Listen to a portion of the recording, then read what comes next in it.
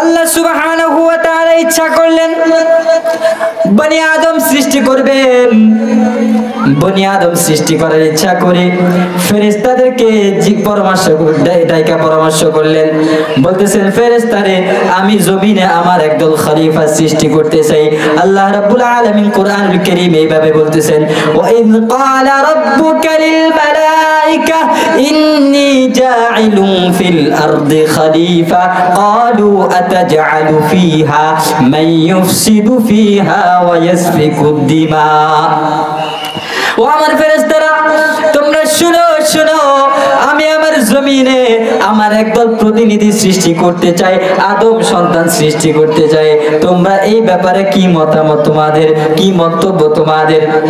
ফেরেশতারা বলছে, ও আল্লাহ আপনি যে আদম সৃষ্টি করবেন, আতাজালু ফিহা মান ইউফসিদু ফিহা ওয়া ইয়াসফিকুদ দিমা, তারা সেই জমিনে গিয়ে, সেই আদম সন্তান জমিনে গিয়ে তোমার ফিতনা, তোমার নামে ফিতনা ফাসাদ সৃষ্টি করবে, নিজেদের মধ্যে ফিতনা ফাসাদ সৃষ্টি করবে, রক্তপাত করবে।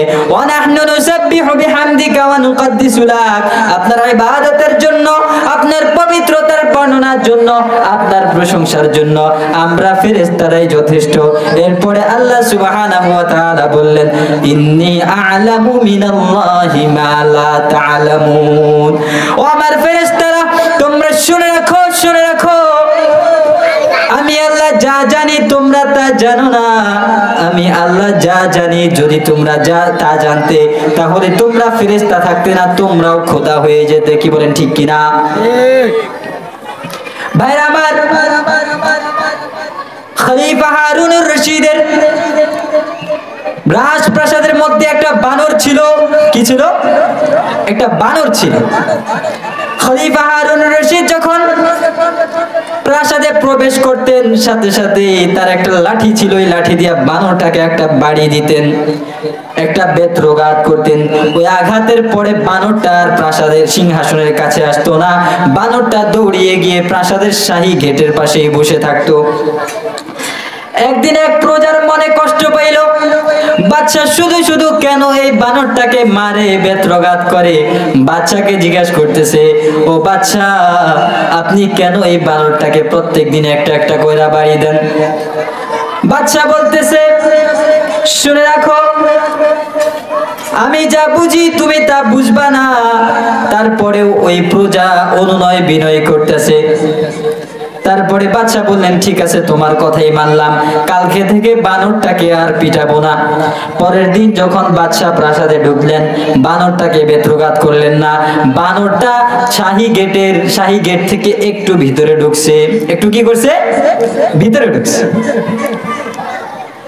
দ্বিতীয় দিন খলিফা হারুনুর রশিদ প্রাসাদে প্রবেশ করেছেন, কিন্তু বানরকে বেত্রঘাত করেন নাই। বানরটা তার ওই স্থান থেকে লাফ দিয়ে আর একটু সামনে গেছে। তৃতীয় দিন খলিফা হারুনুর রশিদ আবার প্রবেশ করছেন, এইবারও পিটানি দেন নাই। বানরটা সোজা লাফ দিয়ে সিংহাসনের মাথায় উঠছে। কোথায় উঠছে? সিংহাসনের মাথায়। এবার বাদশা বেদম প্রহার করলেন, জোরে একটা বাড়ি দিলেন। ওই বাড়ি খাওয়ার সাথে সাথেই, পিটুনি খাওয়ার সাথে সাথেই বানরটা সোজা আগের জায়গায় চলে গেছে, গেটের বাইরে চলে গেছে। এবার বাদশা ওই প্রজাকে ডেকে বলতেছে, প্রজা আমি বাদশা যা বুঝি, যদি তুমি তা বুঝতে তুমি প্রজা থাকতে না, তুমিও বাদশা হয়ে যেতে।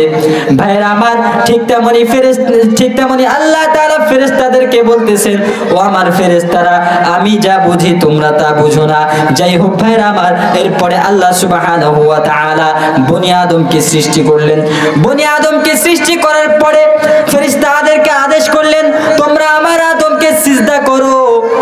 সকল ফেরেশতা সিজদা করেছে, ইল্লা ইবলিস। ওয়া ইয কুল্লা লিল মালাইকাতি ইসজুদু লিআদম ফাসাজাদু ইল্লা ইবলিস। যখন নাকি আল্লাহ তাআলা আদম আলাইহিস সালামকে সিজদা করার জন্য বলছে, সমস্ত ফেরেশতা সিজদা করছে, কিন্তু ইবলিস সিজদা করে নাই। কে করে নাই? ইবলিস সিজদা করে নাই।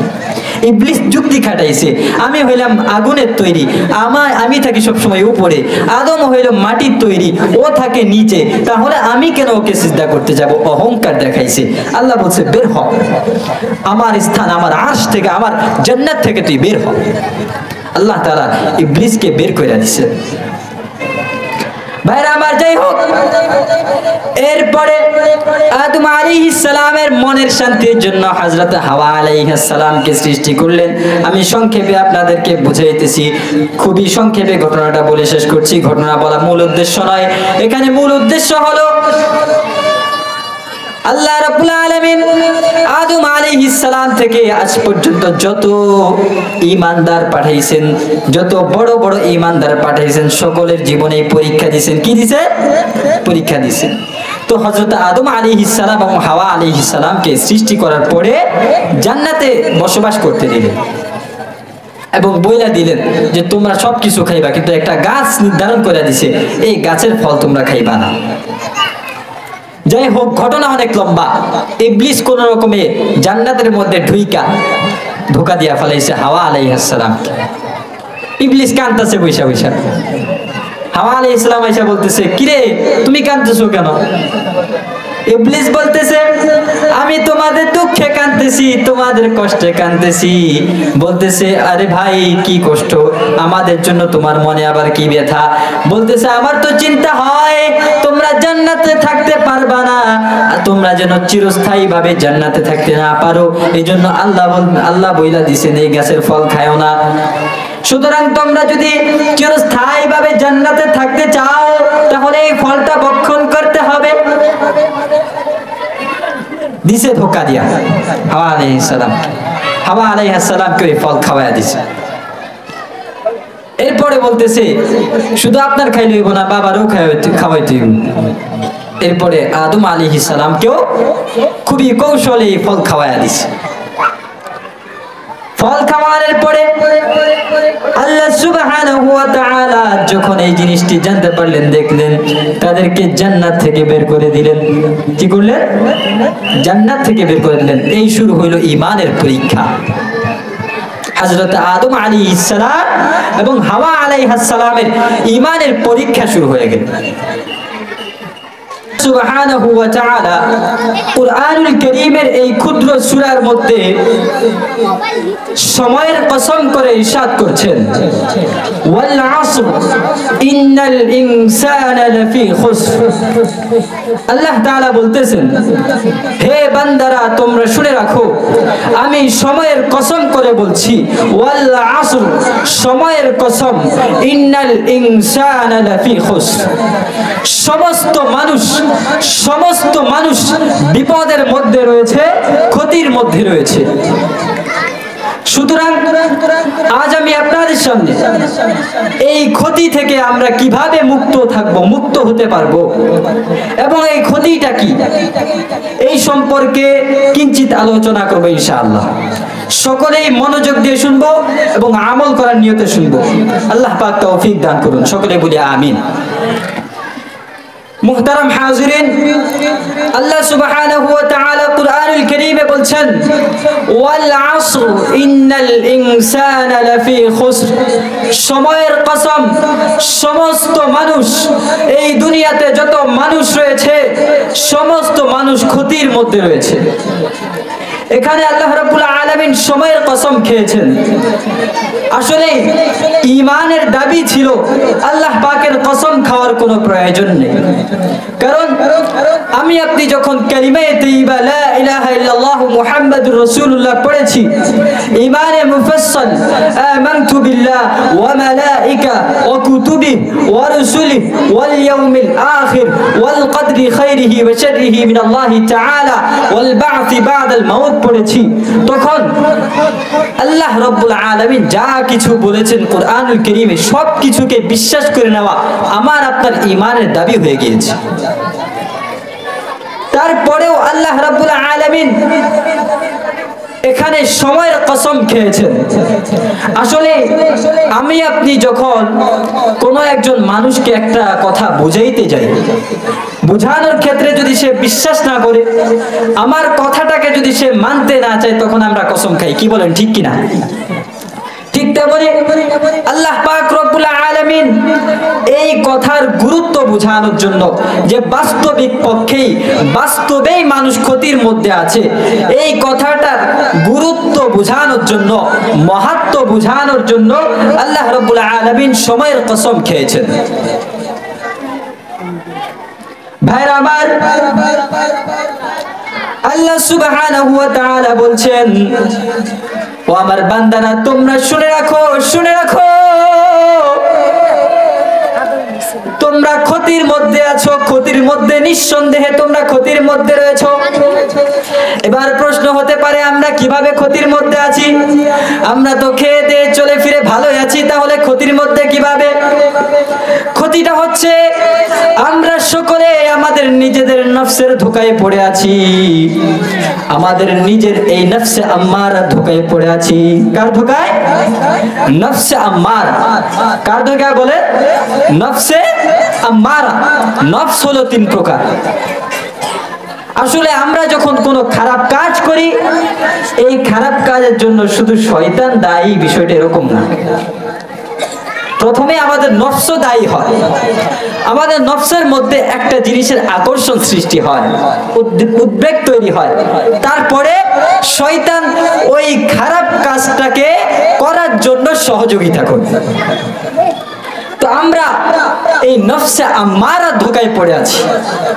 নফসে আম্মারা হলো এমন একটা নফস, যেই নফস কখনো মানুষকে খারাপ কাজ, ভালো কাজ করতে আগ্রহী করে তোলে না, সব সময় মানুষকে খারাপ কাজের দিকেই ডাকে।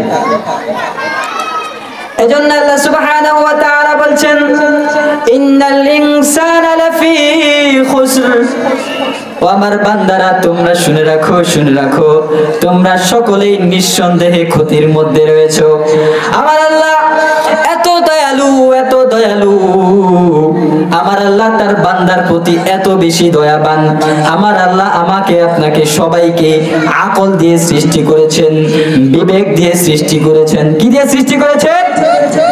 বিবেক দিয়ে সৃষ্টি করেছেন। হাসরের ময়দানে যখন আমাকে, আপনাকে আল্লাহ তাআলা প্রশ্ন করবেন, আন উমরিকা ফিমা আফনাহু, বান্দারে তোকে আমি একটা জীবন দিয়েছি, তুই আমার এই জীবনটাকে, এই হায়াতটাকে কি কাজে খাটাইছো? তখন কাফের মুশরিকরা বলবে, আমাদের কাছে কোনো নবী রাসূল আসে নাই, তারা একটা মিথ্যা কথা বলবে। তো আল্লাহ তাআলা বলবেন, আরে বান্দা, তোরে তো আমি বিবেক দিয়েছিলাম, আকল দিয়েছিলাম, তোর তো উচিত ছিল এই বিবেক দিয়ে, আকল দিয়ে খুঁজে বুঝে শুনে তোর প্রকৃতপক্ষে তোর খোদাকে এটা বুঝে শুনে মানা উচিত ছিল, কিন্তু তুই তো সেটা করিসনি। এজন্য ভাইরা আমার, আমার আল্লাহ আমাদের প্রতি এত বেশি দয়া প্রদর্শন করেছেন, এত বেশি দয়া প্রদর্শন করেছেন, যে বিবেক দেওয়ার পরেও বিবেক দিয়ে ক্ষান্ত হন নাই। পাশাপাশি চিন্তা করছে, আমার বান্দা হয়তো শয়তানের ধোঁকায় পড়া, নফসের ধোঁকায় পড়া ওই ক্ষতির মধ্যেই থেকে যাবে। এজন্য আমার আল্লাহ বলতেছেন, বান্দারে নিঃসন্দেহে তোরা ক্ষতির মধ্যে রয়েছিস, তোদের এই ক্ষতি থেকে বাঁচার জন্য, এই বিপদ থেকে বাঁচার জন্য আমি তোদেরকে 4টা কাজ বলে দিচ্ছি, 4টা তরিকা বলে দিচ্ছি। কয়টা তরিকা? 4টা তরিকা। ইমামে শাফিঈ রাহিমাহুল্লাহ বলেন, এই সূরা আসর আয়াত মাত্র 3টা। কয়টা? 3টা। 30তম পারায় রয়েছে এই সূরাটি। এই সূরার আয়াত মাত্র 3টা, খুবই স্বল্প, লাইন মাত্র 2টা। কিন্তু কোন ব্যক্তি যদি, কোন মুমিন ব্যক্তি যদি বিবেক খাটায়া ভালোভাবে এই সূরা নিয়ে গবেষণা করে, তাহলে তার হেদায়েতের জন্য, তার জান্নাতের পথ পাওয়ার জন্য, জান্নাতের রাস্তা ধরার জন্য পুরা কুরআন শরীফ লাগবে না, আর কোন সূরা লাগবে না, তার এই সূরা আসরে যথেষ্ট। বলেন সুবহানাল্লাহ। সুবহানাল্লাহ। ভাইরা আমার, আল্লাহ সুবহানাহু ওয়া তাআলা দ্বিতীয় আয়াতে ইরশাদ করছেন, ইল্লাল্লাযীনা আমানু ওয়া আমিলুস সালিহাতি ওয়া তাওয়াসাউ বিল হাক্কি ওয়া তাওয়াসাউ বিস সবর। ও আমার বান্দারা, তোমরা শুনে রাখো, তোমরা নিঃসন্দেহে ধোঁকার মধ্যে রয়েছো, ক্ষতির মধ্যে রয়েছো। যদি এই ক্ষতি থেকে বাঁচতে চাও তাহলে 4টা কাজ করতে হবে। কয়টা কাজ? 4টা কাজ করতে হবে।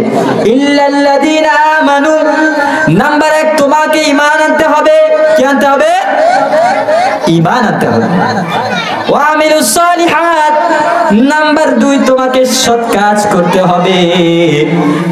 নাম্বার 3, ওয়া তাওয়াসাউ বিল হাক্কি, তোমাকে সৎ কাজের আদেশ দিতে হবে। নাম্বার 4, ওয়া তাওয়াসাউ বিস সবরি, তোমাকে তোমার নিজেকে সৎ কাজ করতে হবে। ওয়া তাওয়াসাউ বিল হাক্কি, সৎ কাজের আদেশ দিতে হবে। নাম্বার 4, ওয়া তাওয়াসাউ বিস সবর, অন্যকে অসৎ কাজ থেকে নিষেধ করতে হবে। যদি তুমি এই 4টা কাজ করতে পারো, এই 4টা কাজকে যদি তুমি যথাযথভাবে করতে পারো, তাহলে তুমি এই ক্ষতি থেকে মুক্ত হয়ে যাবে। তাহলে তুমি আর বিপদের মধ্যে থাকবে না, তুমি আর নফসের ধোঁকায় পড়ে থাকবে না। তোমার মরণের পরে, মৃত্যুর পরে তোমার ঠিকানা হবে সোজা জান্নাত। বলেন সুবহানাল্লাহ। তাহলে আল্লাহ সুবহানাহু ওয়া তাআলা এখানে কয়টা কাজের কথা বলছে? 4টা কাজ। নাম্বার 1, ঈমান আনা। আমার কথার উত্তর দিবেন কিন্তু। নাম্বার 1 কি করা? ঈমান আনয়ন করা। ইল্লাল্লাযীনা আমানু, প্রথম কাজ হলো ঈমান আনয়ন করা। এই ঈমান আনার সাথে সাথে যখন নাকি একটা মানুষ ঈমান আনবে, দিলের থেকে মুখের জুবান দ্বারা আল্লাহ তাআলাকে এক বলে স্বীকার করবে, লা ইলাহা ইল্লাল্লাহু মুহাম্মাদুর রাসূলুল্লাহ পড়ে নিবে, তখনই তার জন্য একটা রাস্তা তৈরি হয়ে যাবে। কি তৈরি হয়ে যাবে? একটা রাস্তা তৈরি হয়ে যাবে। বলেন সুবহানাল্লাহ। এই রাস্তার একটা মাথা থাকবে ওই বান্দার কলব। একটা মাথা কোথায় থাকবে? ওই বান্দার কলব। আর একটা মাথা থাকবে সোজা জান্নাত। কোথায় থাকবে? জান্নাত। এখন আসেন, প্রথম কাজ ছিল ঈমান আনা। ঈমান আনার পরে এই ঈমান আনয়নের মাধ্যমে রাস্তা তৈরি হয়ে গেল, জান্নাতে যাওয়ার জন্য রাস্তা তৈরি হয়ে গেল। আপনাদের এই এলাকার এই যে বাজার আছে, বাজারের নাম কি? বাজারের নাম হইল নাজিরপুর। আপনি নাজিরপুর থেকে দেবীরচর যাবেন, সামনে দেবীরচর বাজার আছে না? যাওয়ার জন্য প্রথমে কি প্রয়োজন? গাড়ির প্রয়োজন না রাস্তার প্রয়োজন? রাস্তা না হলে কি গাড়ি চলতে পারবে? প্রথমে প্রয়োজন কিসের? রাস্তার। আগে রাস্তা থাকতে হবে। তাহলে আমাকে আপনাকে আল্লাহ সুবহানাহু ওয়া তাআলা যে কুরআনুল কারীমে বলতেছেন, ইন্নাল ইনসানা লাফি খুসর, ও আমার বান্দারা তোমরা শুনে রাখো, নিঃসন্দেহে তোমরা ধোঁকার মধ্যে রয়েছো, নিঃসন্দেহে তোমরা ক্ষতির মধ্যে রয়েছো। সুতরাং আমি আপনি যদি এই ক্ষতি হতে বাঁচতে চাই, এই বিপদ হতে বাঁচতে চাই, প্রথমে আমাকে বিপদ থেকে বাঁচার জন্য, দৌড়িয়ে পালানোর জন্য, হেঁটে হেঁটে পালানোর জন্য প্রথমে রাস্তা তৈরি করতে হবে। কি তৈরি করতে হবে? রাস্তা তৈরি করতে হবে। এই রাস্তাটাই হচ্ছে ঈমান। এই রাস্তাটার নাম কি? ঈমান। ভাইরা আমার, এই রাস্তা তৈরি করার পরে শুধু রাস্তাকে ফেলে রাখা যাবে না, এই রাস্তাটাকে মজবুত করতে হবে। কি করতে হবে? মজবুত করতে হবে। আপনি নাজিরপুর থেকে দেবীরচর যাওয়ার জন্য একটা রাস্তা তৈরি করছেন, প্রথমে রাস্তা কি দিয়ে বানাবেন? প্রথমে পিচ ঢেলে দিবেন না মাটি ঢালবেন? প্রথমে মাটি দিয়া, বেকু দিয়া কাইটটা অথবা মাইটেল দিয়া কাইটটা মাটি দিয়ে রাস্তা বানাবেন। কি বলেন, ঠিক কিনা? এরপরে এই যে মাটি দিয়ে রাস্তা বানালেন, এটার মধ্যে কি প্রাইভেট কার চলবে? এটার মধ্যে কি বড় কোনো গাড়ি চলবে? এখন বড় গাড়ি চলার জন্য রাস্তাটাকে আরো শক্তিশালী করতে হবে কিনা? সুতরাং আপনাকে আমাকে জান্নাতে যেতে হলে ঈমান আনয়নের মাধ্যমে রাস্তা তৈরি করতে হবে। আর এই রাস্তাকে মজবুত করার জন্য এই 2 নাম্বার কাজটা করতে হবে। কয় নাম্বার কাজ? আল্লাহ তাআলা বলতেছেন, বান্দা তোরে আমি ক্ষতির থেকে মুক্ত হওয়ার জন্য, জান্নাতে যাওয়ার জন্য 4টা কাজের কথা বলছি। কয়টা কাজের কথা? 4টা। প্রথম কাজ কাজ হলো তুই ঈমান আনবি। ইল্লাল্লাযীনা আমানু, ঈমান আনয়নের মাধ্যমে প্রথমে মাটি দিয়ে রাস্তাটা তৈরি করলি, ওয়া আমিলুস সলিহাত, এরপরে সৎ কাজ কইরা নেকির কাজ কইরা রাস্তাটাকে আরো মজবুত কইরা দিলি। বলেন সুবহানাল্লাহ।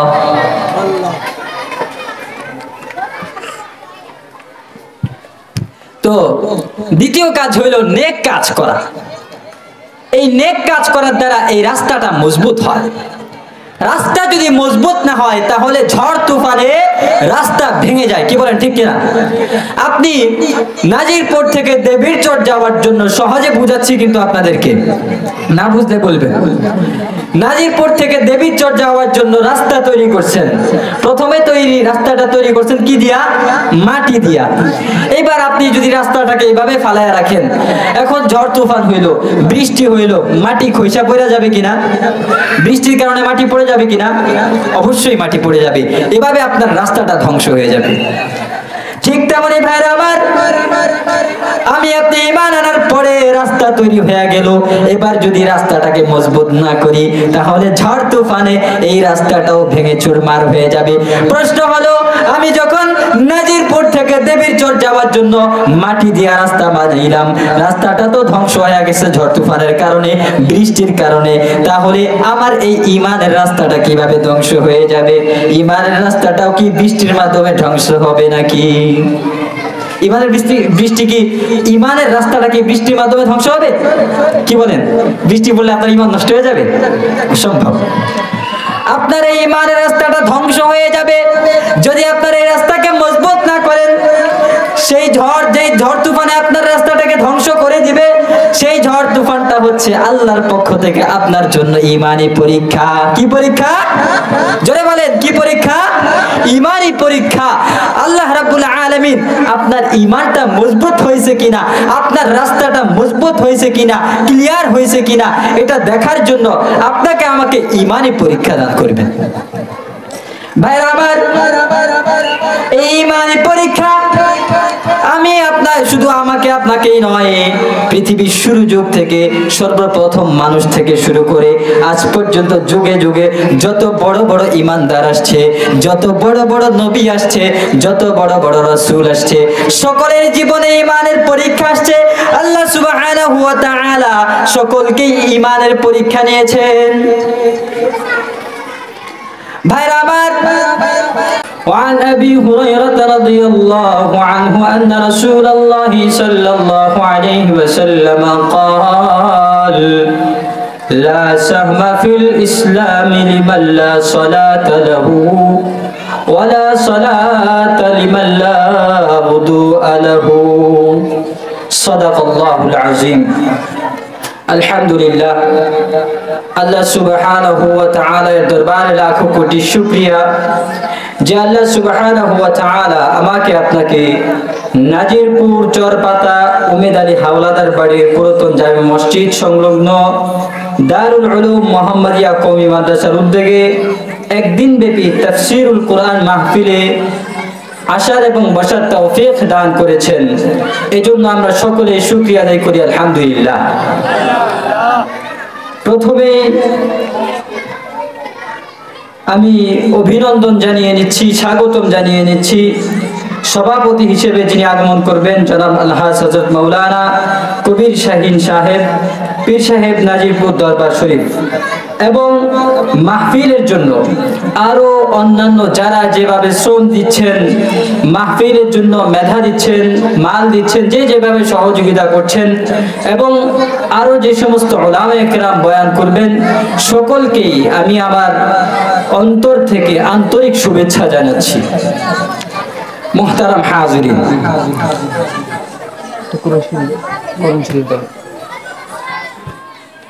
আমি আপনাদের সামনে পবিত্র কালামুল্লাহ শরীফ থেকে কালামুল্লাহ শরীফের সবচেয়ে ছোট দুটি সূরার একটি সূরা তিলাওয়াত করেছি।